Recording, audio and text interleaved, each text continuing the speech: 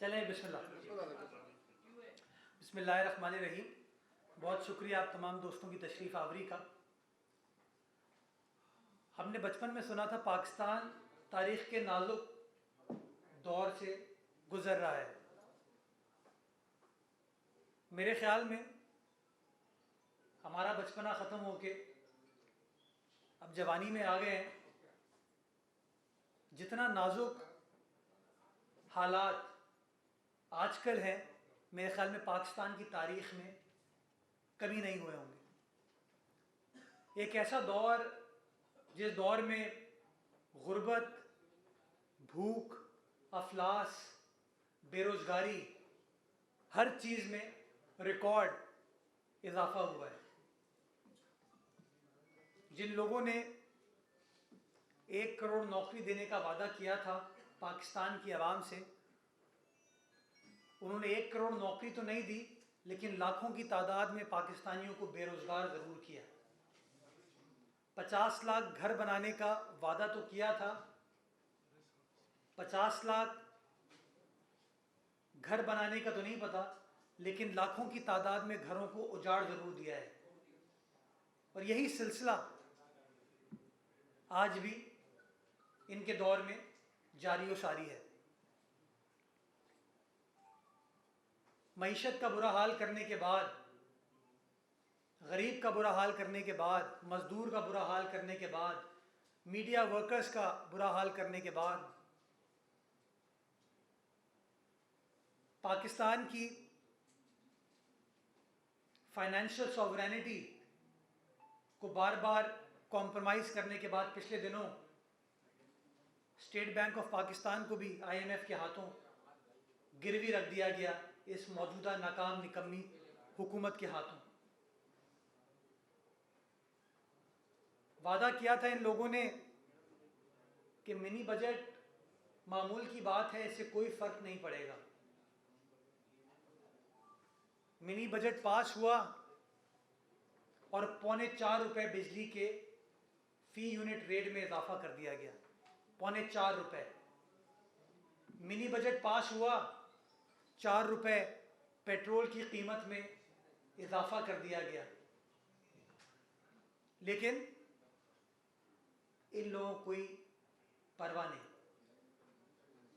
हमें खबर मिली कि PTI, MQM, GDA मिलकर कराची की सड़कों पर एहतजाज करने के लिए आ रहे हैं। तो मुझे बड़ी हैरत हुई। मैंने कहा यार, क्या खुददार लोग हैं ये लोग कि अपनी हुकूमत के ख़िलाफ़ जो रिकॉर्ड महंगाई है इनके दौर में, उसके ख़िलाफ़ एहतजाज करने के लिए आ रहे हैं। जो रिकॉर्ड बिजली के नरखों में इजाफा हुआ है, पेट्रोल के नरखों में इजाफा हुआ है, गैस, यूरिया, खाद, आटा, चीनी, अद्वियात, बेरोज़गारी, गुर्बत, महंगाई, उसके ख़िलाफ़ आज PTI, MQM, GDA कराची की सड़कों पर सरापा एहतजाज होंगे। लेकिन मेरी जो उम्मीद थी उसने बहुत जल्द दम तोड़ दिया जब मैंने देखा कि फवारा चौक पर चंद सौ अफराद, 3 बड़ी सियासी जमातों के चंद सौ अफराद, मेरे ख्याल में स्टेज पर लोग ज़्यादा थे, सुनने वाले कम थे, और वह एहतजाज कर रहे थे सिंध के बल्दियाती निज़ाम के ऊपर। और लोग इसलिए नहीं थे वहाँ पर कि लोगों को अंदाज़ा है कि ये वो लोग हैं जो वादे पता नहीं किस चीज़ के करते हैं, लेकिन वफ़ा कुछ नहीं करते। इनके अमाल में वफ़ा नाम की कोई चीज़ नहीं है। इसलिए लोगों ने उस धरने में भी इनको रिजेक्ट किया। वो लोग जो माजी में शहर को बंद करा देते थे, पहिया जाम, हड़ताल, सड़कों को बंद, गली मोहल्लों को बंद करा देते थे, अब की बार आपने देखा कि 3 बड़ी सियासी जमातों ने मिलकर एहतजाज किया और वो रिस्पॉन्स लोगों की जानिब से नहीं आया। उसकी वजह ये थी कि लोगों को अंदाज़ा है कि जब कराची में घरों को मिसमार किया जा रहा था तो ये 3 सियासी जमातें कहाँ खड़ी थीं। जब बेरोज़गारी में इजाफा हो रहा था तो ये तीनों सियासी जमातें कहाँ खड़ी थीं। जब मुतनाज़ा सेंसस को पाकिस्तान के तारीख़ के सबसे ज़्यादा मुतनाज़ा सेंसस को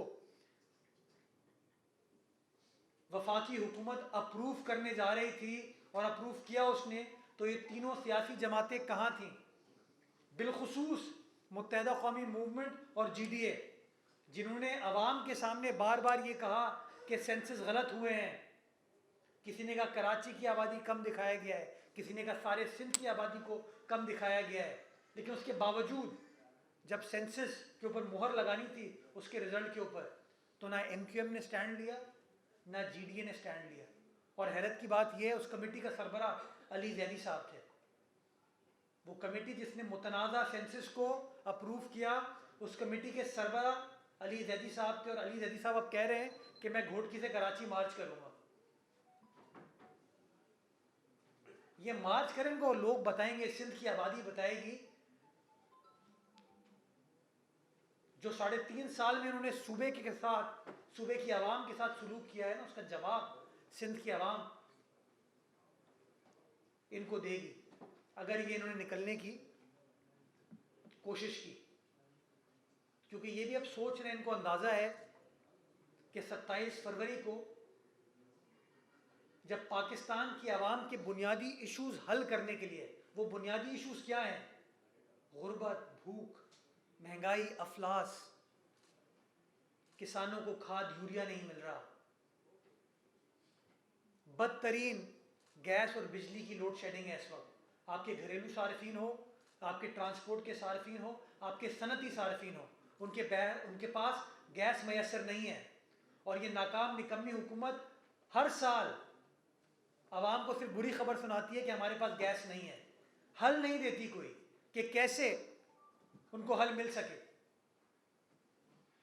तो जब बिलावल भुट्टो जरदारी इन मसाइल का हल तलाश करने के लिए इस अवाम दुश्मन नाकाम निकम्मी हुकूमत को घर भेजने के लिए इस्लामाबाद का रुख कर रहे हैं, तो ये भी इनकी घबराहट है कि उन्होंने कहा हम इस्लामाबाद छोड़ देते हैं। ये वफाकी वुज़रा ने सोचा कि अगर हम उस वक्त इस्लामाबाद में होंगे तो प्रॉब्लम हो जाएगी, तो उन्होंने कहा चलो हम किसी बहाने से इस्लामाबाद से निकलें, घोटकी, मुल्तान, कराची जाएं।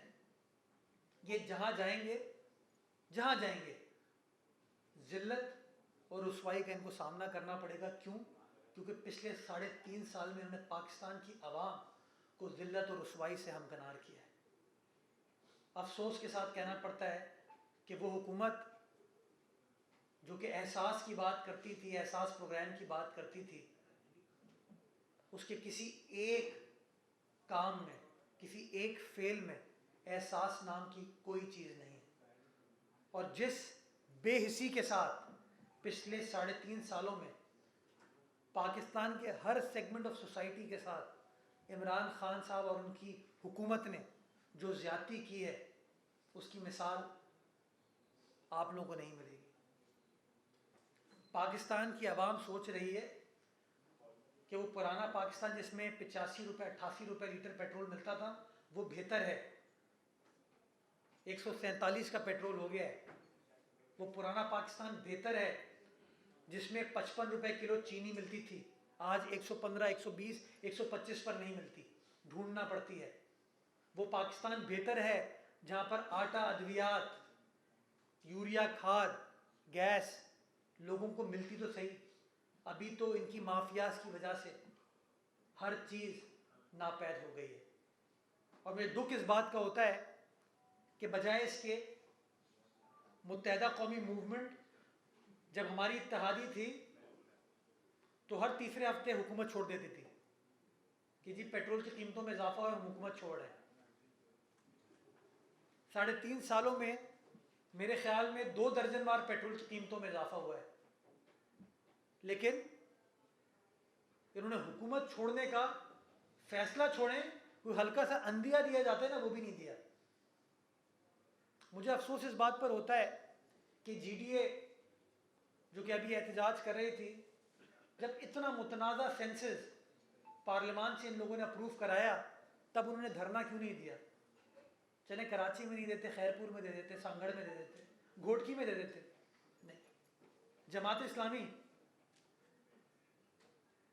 अभी 3.25 रुपये बिजली के फ्री यूनिट में इजाफा हुआ है, 4 रुपये पेट्रोल में इजाफा हुआ है,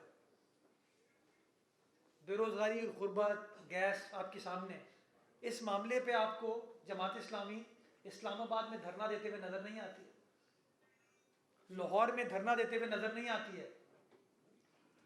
खैबर पख्तूनख्वा के अंदर एक नया कानून ला के ये लोग बल्दियाती इलेक्टेड बल्दियाती नुमाइंदे जो हैं उनको असिस्टेंट कमिश्नर के मातहत करने का सोच रहे हैं।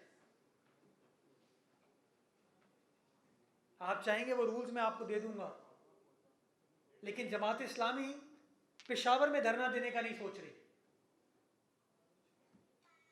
लेकिन कराची शहर में जहां पर एक ऐसी हुकूमत है जिसने तमाम इख्तिलाफ के बावजूद बल्दियाती निज़ाम को अपनी मुद्दत पूरे करने का हक दिया, और बल्दियाती निज़ाम जब ख़त्म हुआ तो अब 2021 में 2022 में जो नया निज़ाम लेकर आए वो 2013 के मुकाबले में और बेहतर है, उसमें और इख्तियारात दिए गए हैं।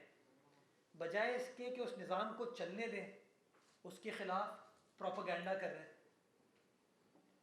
मैं बड़ा एहतराम करता हूँ नईम रहमान साहब का। आज मैं उनकी प्रेस कॉन्फ्रेंस देख रहा था, उन्होंने कहा कि दुनिया देख रही है कि जमात इस्लामी का कराची में कम बैक हो रहा है, और मैं कराची वालों को यही बताना चाहूँगा कि सारी जो धरना की सियासत चल रही है ये कम बैक की कोशिश है।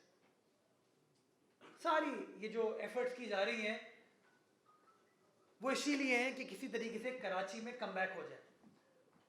मैं समझता हूँ कराची वालों के सामने ये चीज़ अब आया हो चुकी है कि जो कम बैक वाले हैं वो माजी में कम कर चुके हैं, और कराची वालों ने उनको बैक भेजा था। अब कराची वाले नए ऑप्शन की तरफ देख रहे हैं, पाकिस्तान पीपल्स पार्टी की तरफ देख रहे हैं, और ये परेशानी लाक है इन तमाम सियासी जमातों को। जब ही ये धरने दे के इस तरह की बयानबाजी करके एक अच्छा मुतवाज़न मकामी हुकूमत का जो निज़ाम सिंध हुकूमत लेकर आई है उसको जेपरडाइज करने की कोशिश कर रहे हैं। दूसरी चीज़ मैं गुजारिश ये करना चाहूँगा कि जो बार बार ये लोग कहते हैं बल्दियाती निज़ाम को वापस लो, ये कहते हैं बल्दियाती निज़ाम सही नहीं है, दुरुस्त नहीं है, इसको वापस लिया जाए, तो मैं उनसे पूछना चाहूँगा कि अगर बल्दियाती निज़ाम को आज वापस ले लिया जाए तो इलेक्शन हो पाएंगे फिर? यानी कि आप लोग राय फरार इख्तियार करने की कोशिश कर रहे हैं। आपको अंदाज़ा है, बखूबी अंदाज़ा है कि अगर आज इलेक्शन होते हैं तो आप लोग बहैसियत सियासी जमात के कराची वालों के लिए ऑप्शन नहीं है, बल्कि सारे सिंध में आप लोग ऑप्शन नहीं है। इसलिए आप उस कानून को मुतनाज़ा बनाने की कोशिश कर रहे हैं ताकि किसी तरीके से फ़िलहाल इलेक्शन से आपको राह फरार मिल सके। मैं बताना चाहूँगा कोई राह फरार आपको नहीं मिलेगी। पाकिस्तान पीपल्स पार्टी की सिंध हुकूमत समझती है कि एक अच्छा मुतवाज़न बैलेंस्ड कानून सूबाए सिंध के अंदर राइज किया गया है। आइनी एतबार से, कानूनी एतबार से सिंध के मुंतखब असम्बली ने उस कानून को पास किया है, और वो कानून पंजाब के मुकाबले में, खैबर पख्तूनख्वा, बलूचिस्तान के मुकाबले में एक बेहतर, बैलेंस्ड और प्रॉपर कानून है। और जो माजी में आप तनकीद करते थे सिंध हुकूमत पे पानी, सेवरेज, सैनिटेशन के हवाले से, ये वो इख्तियारात जो कि लाहौर में भी नहीं है वहाँ के मेयर के पास, वो इख्तियारात इस नए निज़ाम के ज़रिए मुंतखब मेयर को दिए जा रहे हैं। तो खुदारा अपनी ज़ाती मफाद की वजह से कवानीन को मुतनाज़ा ना बनाएं, इलेक्टोरल प्रोसेस को मुतनाज़ा ना बनाएं, इलेक्शन होने दें ताकि फौरी तौर पर जो इलेक्टेड नुमाइंदे हैं सिंध की आवाम के बल्दियाती वो आएँ, हल्फ लें, इलेक्ट हों, हल्फ हों और ख़िदमत करें, और जो केयर टेकर सेटअप है, एडमिनिस्ट्रेटर का सेटअप है, ये ख़त्म हो। बहुत शुक्रिया। रियासत पाकिस्तान की बैंकरप्ट या दिवालिया की बातें हो रही हैं। शब्बर ज़ैदी ने भी ये बात कही कि ये बात कहाँ तक दुरुस्त है, क्योंकि अभी तो जो नया कानून है इसके मुताबिक जो है ना, हम अपने घर के पैसे भी खर्च करने से पहले पड़ोस से हमें पूछना पड़ेगा उसको इस्तेमाल करने से पहले। तो ये कहाँ लेके जा रहे हैं रियासत को, और आगे जाकर किस कहाँ पर खड़े होंगे हम? अल्लाह ताला मेरे मुल्क को, पाकिस्तान को कायम दायम रखे,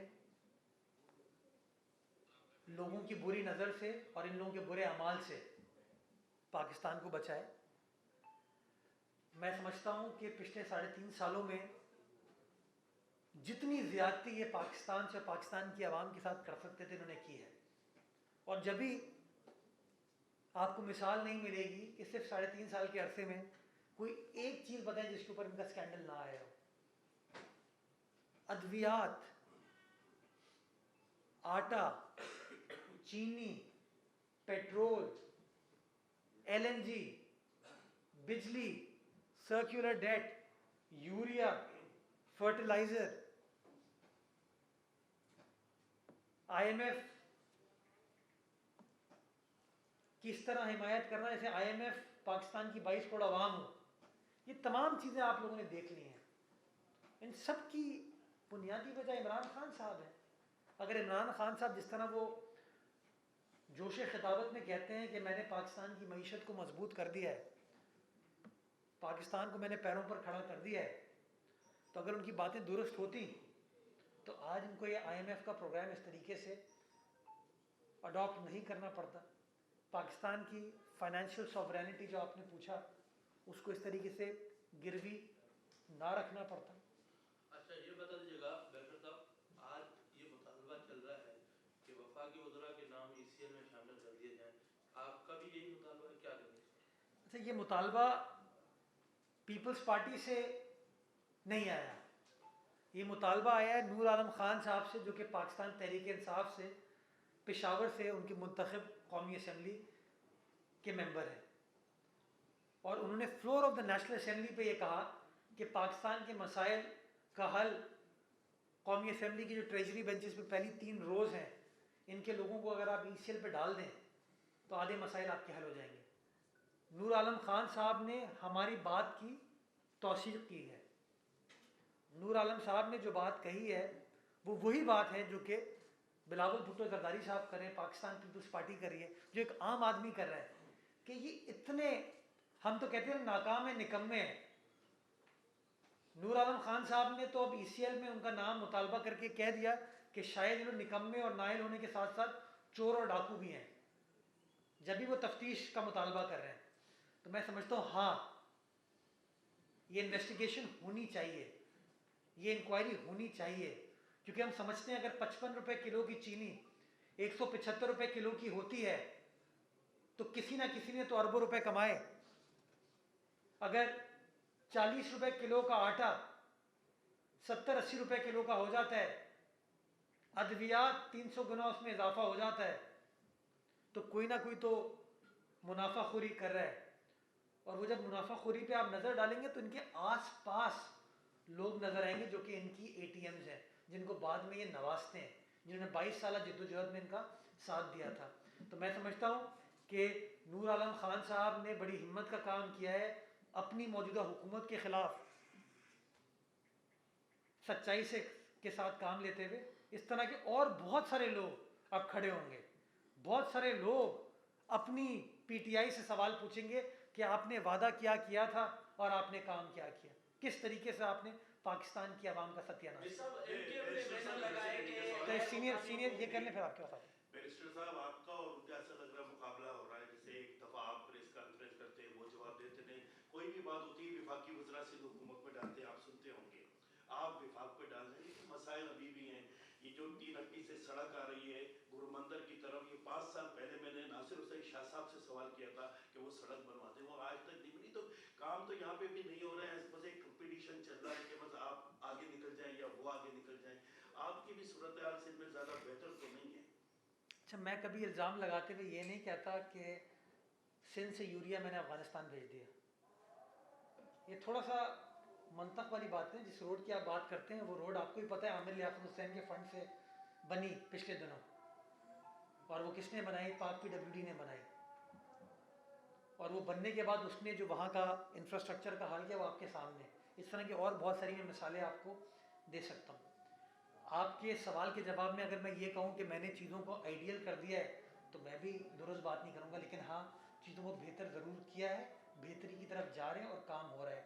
जो माजी में शहर के अंदर रुकावटें थी, कहीं बोरी डालने की रुकावट थी, कहीं रज़ाई डालने की रुकावट थी, कहीं वो मशीनरी या जंजीर डालने की रुकावट थी, खौफ था, वो ख़त्म किया है इसी पाकिस्तान पीपल्स पार्टी की हुकूमत ने ख़त्म किया है। और इंशाअल्लाह अब जब ये तमाम चीज़ें ख़त्म हो गई हैं, जो रुकावटें थी ये ख़त्म हो गई हैं, तो अब जो बेहतरी का सफ़र स्टार्ट हुआ है इंशाअल्लाह इसी तरीके से जारी व सारी रहेगा।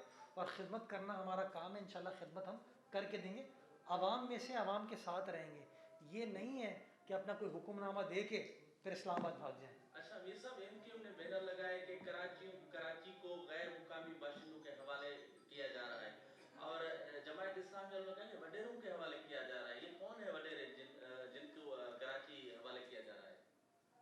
अभी तो फ़िलहाल कराची मेरे पास है तो मैं तो ना तो मैं गैर मकामी हूँ, ना मेरे ख्याल में मैं वडेरा हूँ।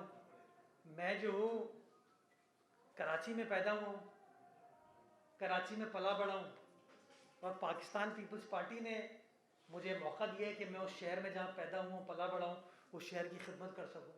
इसी तरह अगर कोई और शख्स कराची शहर की खिदमत करना चाहता है, वो किसी और जगह से आए लेकिन नेक नियत हो इस शहर के बारे में, इस शहर के मसाइल को समझे और मसाइल का हल तलाश करने की कोशिश करे, तो वो अच्छी चीज़ होगी।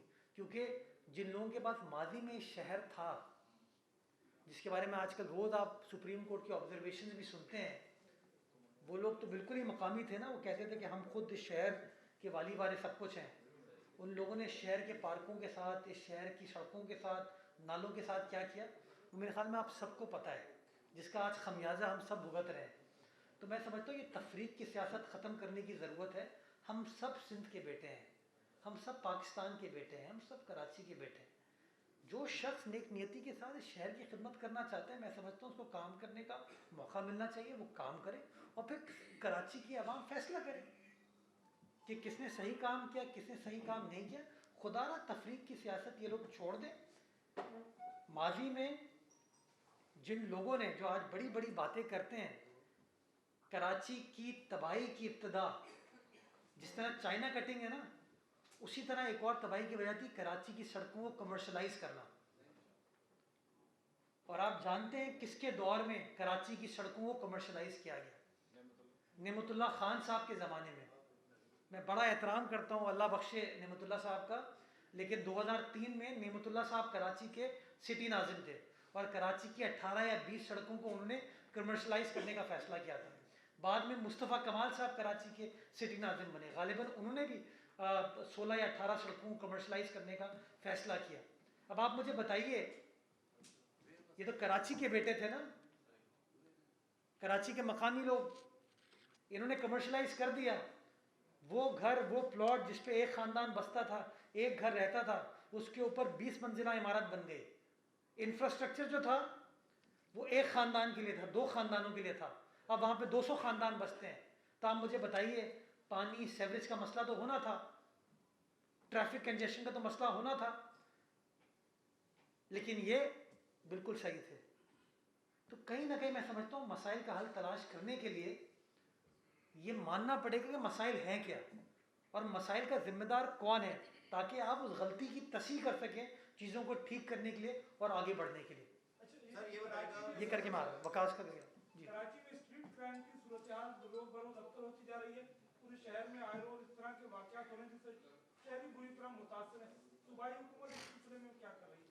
आपने बहुत इम्पोर्टेंट सवाल किया। और जिस दिन बड़ा अनफॉर्चुनेट वाक़या हुआ था, 3 लोगों की जानें गई थी स्ट्रीट क्राइम की वजह से, उसके नेक्स्ट रोज़ मैंने एक मीटिंग की थी आईजी सिंध के साथ और हम दोनों ने इस बात पर इत्तफाक किया था कि आपकी लॉ एंड ऑर्डर सिचुएशन, बिलखुसूस स्ट्रीट क्राइम के इशू को रिजॉल्व करने के लिए आपकी जो पुलिस पेट्रोलिंग है इसको मज़ीद मौसर बनाने की ज़रूरत है। उन्होंने इस बात पर इत्तफाक किया, मैंने ज़ोर दिया इस बात पे कि जो सीनियर पुलिस अफसरान हैं उनको मैदान में आना पड़ेगा, उनको सड़कों पर मौजूद होना होगा। जब कोई एसपी, कोई डीएसपी, कोई डीआईजी सड़क पर घूमता हुआ नज़र आएगा तो जो नीचे का अमला है, जो कि एसएचओ लेवल पर काम करता है, जो और नीचे लेवल पर काम करता है, वो भी फिर आपको ग्राउंड पर ऑपरेट करता हुआ नज़र आएगा। उन्होंने इस बात से इत्तफाक किया था कि इस चीज़ को ट्रिकल डाउन करने की ज़रूरत है। मैं मज़ीद इस चीज़ को आपके ज़रिए से भी पुश करना चाहूँगा कि सीनियर पुलिस अफसरान को सड़क पर नज़र आना चाहिए पेट्रोलिंग करते हुए रैंडमली, ताकि उनका जो लोअर स्टाफ है, लोअर फॉर्मेशन है, उसको पता हो कि उनका बॉस जो है वो भी मैदान में है, वो चीज़ों को क्लोजली मॉनिटर कराए ताकि वो लोग मज़ीद बेहतर तरीके से अपना काम कर सकें। जी अश्विन। सर कराची पर पैच वर्क हुआ, वफाकी हुकूमत के जो वज़ीर-ए-आज़म फंड था उससे भी बड़ा पैच वर्क हुआ, केएमसी ने भी बहुत सी सड़कों के ऊपर पैच वर्क किया, करोड़ों रुपए के लागत से ये पैच वर्क हुए। लेकिन कराची में सिर्फ 2 दिन हल्की बारिश हुई और वो करोड़ों रुपए उस पानी के अंदर बह गए, कोई इतनी तेज बारिश नहीं हुई थी। तो इसमें आप क्या समझते हैं, इस पर आप क्या कमेंट करेंगे? दूसरा, एक सोशल मीडिया पे वीडियो वायरल हुई है केमाड़ी की, भट्टा विलेज की, जहाँ पे एक जनाजे को जो है वो गटर के पानी में जो है लोग चलाते हुए लेके जा रहे हैं वहाँ पे। तो ये वीडियो क्या आपकी नज़र से गुजरी है, ये सही है? अगर सही है तो क्या आपने इस पर कोई नोटिस किया? अच्छा अर्शद जी, आपने बड़ा इंपॉर्टेंट सवाल किया। शायद मेरी बात किसी को सही ना लगे, लेकिन मैं समझता हूँ इंसान को सही बात करनी चाहिए। देखें, पैच वर्क जो है ना वो कभी भी सोल्यूशन नहीं होता। पैच वर्क होता है टेम्पररी रिलीफ के लिए कि बारिश या कोई वाकई ऐसे सड़क टूट गई और आपने उसको कारपेट कर दिया ताकि मोटरेबल हो जाए, लोग गुजर सकें। बेहतर तरीका यही होता है कि आप प्रॉपर सड़क बनाएं जिसके अंदर सेवरेज को, ड्रेनेज को प्रॉपर तरीके से बनाया जाए। जब इस तरह के वाक़यात होते हैं और शहर में इंफ्रास्ट्रक्चर का बुरा हाल होता है तो मीडिया के थ्रू शहरी जो है वो प्रोटेस्ट करते हैं कि जी ये सड़क बनने की ज़रूरत है, और एक टेम्पररी अरेंजमेंट के तहत वो आप सेवरेज के मसले को हल नहीं करते, आप ड्रेनेज के मसले को हल नहीं करते, आप एक पैच वहाँ पे लगा देते हैं ताकि वो गाड़ी मोटरेबल सड़क हो सके और गाड़ी वहाँ से गुजर सके। जैसे ही पानी वापस आता है वो रोड अनफॉर्चुनेटली टूट जाती है। अब आप मुझसे सवाल पूछेंगे हुकूमत को प्रॉपर सड़क बनानी चाहिए। अच्छा, प्रॉपर सड़क बनाने के लिए नेचुरली वो पैच वर्क के ज़रिए काम नहीं हो सकता, वो एक बड़ा प्रोजेक्ट होता है। उस बड़े प्रोजेक्ट जिसके अंदर आपको पानी की निकासी को यकीनी बनाना हो, सेवरेज ड्रेन को भी बेहतर बनाना हो, उसके साथ कारपेटिंग करनी हो, इन तमाम चीज़ों की जो लागत आती है वो करोड़ों रुपए आती है। उसका PC1 वगैरह अप्रूव होके अप्रूवल के बाद आपको टेंडरिंग के प्रोसेस में जाना होता है। तो इसलिए मैं समझता हूँ ये हमें समझने की ज़रूरत है। जहाँ जहाँ प्रॉपर प्लानिंग के साथ नई सड़कें बनाई गई, आप Sharae Faisal, university road, civil lines, Hub river road, Khalid Bin Waleed, Tariq road, Shaheed Millat road, इन तमाम को देखेंगे आप तो यहाँ पे तमाम बारिशों के बावजूद सड़क का बुरा हाल नहीं हुआ। क्यों? क्योंकि यहाँ पर ड्रेनेज का प्रॉपर निज़ाम स्टैब्लिश किया गया था, डेवलप किया गया था। अभी मौरीपुर रोड हमने स्टैब्लिश की, नहीं डेवलप की है, सैंडस्पिट रोड हमने डेवलप की। वहाँ पर हालिया बारिशों के अंदर पानी नहीं जमा हुआ। क्यों? क्योंकि पानी की निकासी को यकीनी बनाने के लिए वहाँ पर ड्रेन डाली गई थी। तो इसमें थोड़ा सा हमें समझने की ज़रूरत है कि शॉर्ट टर्म मसला तो पैच वर्क हल कर देता है, लेकिन कभी वो सस्टेनेबल नहीं होता। उसको हल करने के लिए आपको वो सड़क बनाने की ज़रूरत है जिसके अंदर ड्रेनेज और सेवरेज को यकीनी बनाया जाए। तो जो नई सड़कें बन रहे हैं प्रॉपर, उसके अंदर इस चीज़ को बिल्कुल मेक श्योर किया जा रहा है। बाकी पैच वर्क जो है वो होता ही शॉर्ट टर्म पीरियड के लिए, जिसके नुकसानात फिर होते हैं। बाकी जो किमाड़ी वाले आपने बात की वो मैं देख लेता हूँ, और जो कुछ को प्रॉब्लम को सॉल्व करने के लिए वो मैं कर देंगे। अच्छा, ये बता, आप जमात इस्लामी से बात करने के लिए गए, नासिर हुसैन शाह आपका पूरी जो टीम थी वो गई। हालांकि सिंध असेंबली में MQM की सीटें हैं और PDA की हैं। जमहूरी पार्टी पीपल पाकिस्तान में आपको कहना कि जो जमहूरी लोग हैं जो अवाम के वोट से इलेक्ट हो गए हैं, आप उनसे तो बात नहीं कर रहे। जिनकी सिर्फ एक सीट है उनसे आप बात करने भी जाते हैं और प्रेस कॉन्फ्रेंस में आप उनको बुरा भला भी कह रहे हैं, तो ये कौन सी सर? मैंने कुछ बुरा भला नहीं कहा। मैंने कहा मैं नईमुर रहमान साहब का बहुत एहतराम करता हूँ और मैं उनका एहतजाज के हक़ का भी एहतराम करता हूँ। मैं नेमतुल्लाह साहब का ही बहुत एहतराम करता हूँ, लेकिन हक़ाइक़ बयान करना तो मेरी ज़िम्मेदारी है ना। तो अगर मैंने ये कहा कि नेमतुल्लाह साहब के दौर में कमर्शलाइजेशन सड़कों की हुई थी या जमात इस्लामी के दौर में हुई थी, मैंने कोई गलत बात नहीं की।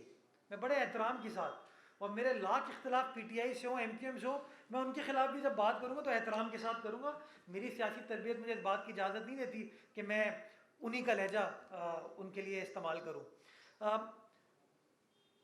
PTI हो, MQM हो या GDA हो, ये तीनों सियासी जमातें, इन्होंने मशावरत की गवर्नर साहब से, तीनों सियासी जमातों में, और रिकॉर्ड पर है वो।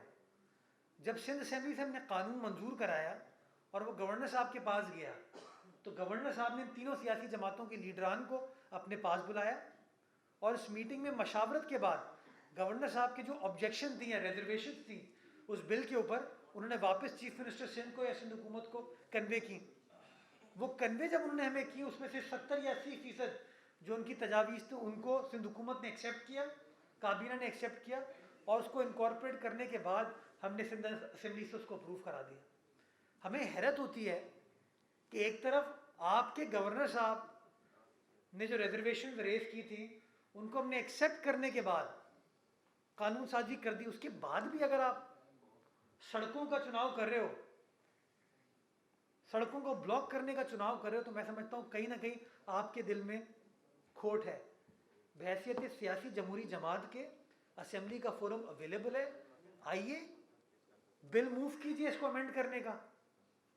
कानून साज असेंबली है ये, बिल मूव कर दीजिए, बिल में बता दीजिए कि आपको किस किस क्लॉज से एतराज़ है और आप क्या अमेंडमेंट कराना चाहते हैं।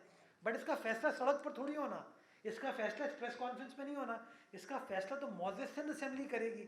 तो सिंध असेंबली में कोई मुसव्वदा तो जमा कराए ना, कोई कागज़ तो जमा कराए जिसके ऊपर बातचीत हो। ये इस तरह की सियासी पॉइंट स्कोरिंग छोड़ दीजिए। जी हुड्डा साहब, एक तो जो लॉ एंड ऑर्डर की सिचुएशन है, सेफ सिटी मंसूबा कराची में शुरू होना था, कितने हज़ार साल मजीद चाहिए पीपल्स पार्टी को उससे मुकम्मल करने के लिए? नंबर एक। नंबर दो कि 13 साल हो गए आपकी हुकूमत को, एक बस कराची में सिवाय 10 जो पीपल्स बस चलाई वो चला दी। नेमतुल्लाह खान बतौर नाजिम उन्होंने कराची में कई 100 बसें चला दी। तो आप जब लोग ये देखते हैं कि एक नाजिम जो है गैर इतनी बसें चला सकता है, पीपल्स पार्टी 10 से ज़्यादा बस चला नहीं सकी, तो लोग फिर कहेंगे हाँ ये मेरे को इख्तियारात होने चाहिए और आपको भी हौसला अफजाई करनी चाहिए। यार अगर हमसे नहीं हो पा रहा है और कोई मेयर अगर बसें चला सकता है शहर के लिए तो अच्छी बात है, हम उन्हें इख्तियारात दे देते हैं। वसीम अख्तर साहब को 4 साल में किसने रोका था बसें चलाने से? ट्रांसपोर्ट आपके पास है। अब मैं आपकी इत्तला के लिए आपको बताता हूँ कि केएमसी की बसेस चलती थी इवन वसीम अख्तर साहब के ज़माने में। ग्रीन बसेस कहते हैं उनको, वसीम अख्तर साहब ने बंद किया, चलने से रोक दिया। आप जाके चेक कर लीजिएगा इस बात को, आप चाहेंगे तो उसके कुछ दस्तावेजात कागजात भी मैं दे दूंगा, जो इशूज़ थे वो भी मैं आपको बता दूंगा। तो ये देखें ना, आपके सवाल में कितना बड़ा खोट है। आपने कहा कि ट्रांसपोर्ट आपने ले लिया था, तो अगर ट्रांसपोर्ट हमने ले लिया था तो वसीम अख्तर साहब केएमसी बसें कैसे चला रही थी? ये गलत तासुर, बार बार गलत बयानबाजी करके लोगों को गलत चीज़ों पे गाइड किया जाता है, मिस गाइड किया जाता है। उनके पास इख्तियार था, हक था, वो कर सकते थे, नहीं किया। क्यों? क्योंकि अगर कर लेते तो पीपल्स पार्टी को क्रिटिसाइज कैसे करते। लेकिन हाँ, हमें भी जिस तरीके से ट्रांसपोर्ट के इशू पे परफॉर्म करना चाहिए हम नहीं कर पाए। मैंने हमेशा कहा, मैं कभी ट्रांसपोर्ट के मामले को डिफेंड नहीं किया, हमसे गलती हुई, बट गलती का अजाला हम करने जा रहे हैं। हमें एहसास है, हम उसका अदराक करने के लिए हमने मौजूदा बजट में कराची लिए इजाफी 240 बसेस के लिए पैसे मंजूर कराए।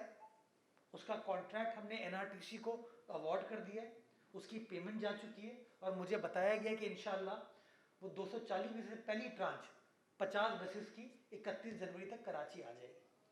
तो हमें अदराक है अपनी गलती का, जिसका हम अजाला करने जा रहे हैं।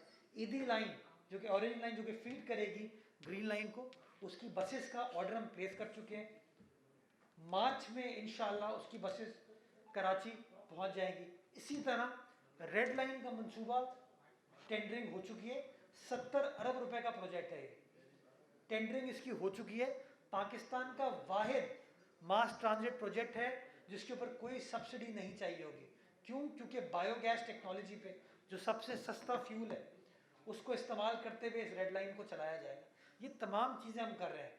तो माजी के लिए मैं माफ़ी चाहता हूँ, गलती है, लेकिन हाँ मुस्तकबिल के लिए सब बंदी की हुई है, स्ट्रैटेजी बनाई हुई है और इंशाल्लाह चीज़ों को लेकर आगे बढ़े। कोविड की क्या सूरत हाल है? कोविड में क्योंकि लोग काफ़ी परेशान हैं, किसी की शादी होनी है, किसी को कोई और मसाइल हैं, तो ये क्या सूरत हाल है? सिंध के अंदर ख़ासतौर पे ज़्यादा केसेस हैं, तो इस हवाले से कोई जो करंट सूरत हाल है वो बता।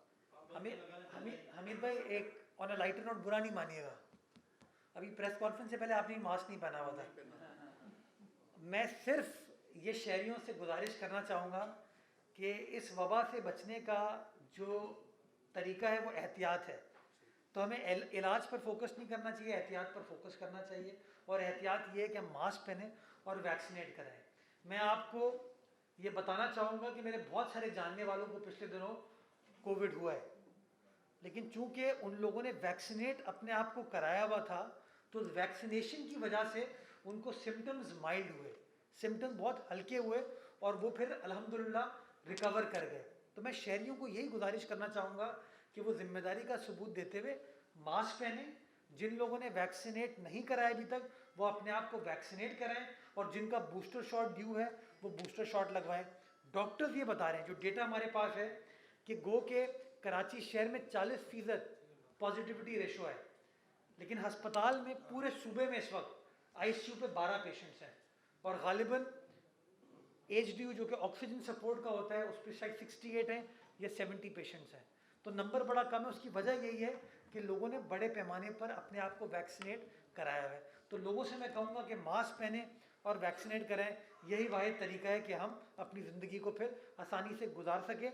हुकूमत नहीं चाहती कि सख्त फैसले किए जाएं, लेकिन अगर खुदा न खास्ता जिस तरह पिछले साल वेव के दौरान ऐसी सिचुएशन आ गई थी जहाँ पे आपके हॉस्पिटल्स सिवियरली अंडर प्रेशर आ गए थे, तो फिर आपको सख्त फैसले करने पड़े। तो मैं लोगों से ये कह रहा हूँ कि हमें सख्त फैसले की तरफ ना लेके जाएं। अगर खुद ही अपना सख्त फैसला आप कर लें मास्क पहनने का और वैक्सीन लगाने का, तो ज़्यादा बेहतर तरीके से हम इस मामले को निपट पाएंगे। ये दोनों साहब आप कह रहे हैं कि अगर बल्दियाती इंसाफ पर कोई मसला है तो आपसे बैठकर बात करें। जिन लोगों को सिर्फ आपसे मसला है वो किससे बात करें? ये लेकिन एक चीज़ है, मैं तो ब्रांड नहीं हूँ और सियासी जमात ब्रांड हो सकती है। तो यार मुझसे बात ना करें, मेरी सियासी जमात से बात करें। सियासी जमात में बहुत सारे और गुजरा है, उनसे बात कर लें। लेकिन खुदारा मैं समझता हूँ कि बिल्कुल एहतराम करता हूँ मैं लोगों के प्रोटेस्ट के राइट का, लेकिन जब आप लोगों को हुकूक दिलाने के लिए प्रोटेस्ट कर रहे हो तो सड़कें वगैरह ब्लॉक करके मेरे ख्याल में आप लोगों को कन्वीनियंस नहीं इनकन्वीनियंस कॉज करते हैं। तो मैं समझता हूँ छोड़ें बस, अब इसको हम मशावरत के लिए तैयार हैं, बैठने को तैयार हैं, लेकिन थोड़ा सा मैं समझता हूँ उन लोगों को भी सोचना चाहिए कि गुर्बत, भूख, अफलास, महंगाई के ख़िलाफ़ क्या वो लोग खड़े हुए थे। ये सिर्फ जैसे मैंने शुरू में बताया ना कि जो जिद्दोजहद हो रही है ना कम बैक मारने के लिए हो रही है, कि किसी तरीके से शहर में कम बैक मार सकें, वो उनको मौका नज़र नहीं आ रहा।